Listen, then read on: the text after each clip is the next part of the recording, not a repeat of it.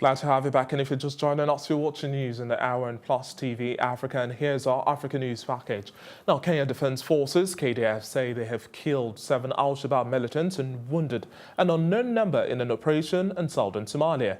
The military seized 9 AK-47 rifles, 10 magazines, 2 rocket-propelled grenade launchers and 3 grenades from the militants. Quote, today at around 11 a.m., KDF soldiers operating under AMISOM engaged al-Shabaab militants at a location along Tabda de la Hola supply route. The statement also added that from KDF Public Affairs Office, 2 KDF soldiers sustained minor injuries during the intense gunfight on Tuesday, January 1 this year.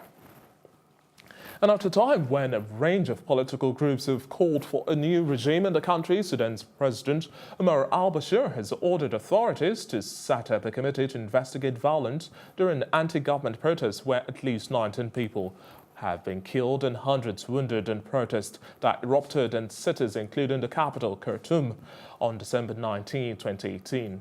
After a government decision to hike the price of bread. In the initial days of the protest, several buildings and offices of Bashir's ruling National Congress Party were torched by the protesters.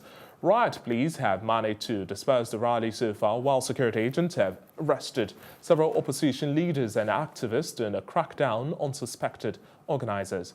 The government raised the price of a loaf of bread from 1 Sudanese pound to 3, and that's about 2 to 6 US cents. Meanwhile, human rights group Amnesty International has put the death toll at 37, which brings into question conflicting reports.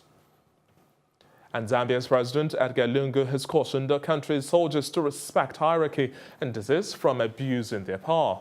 President Lungu, who fired Army Commander Lieutenant General Paul Mihova and his Deputy Major General Jackson Mete, on Monday addressed the soldiers at the swearing-in ceremony of the new military chiefs.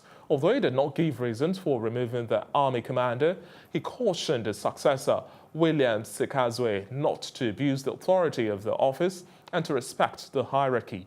Lieutenant General Mihova was appointed head of the army in the year 2011 by the late President Michael Sata.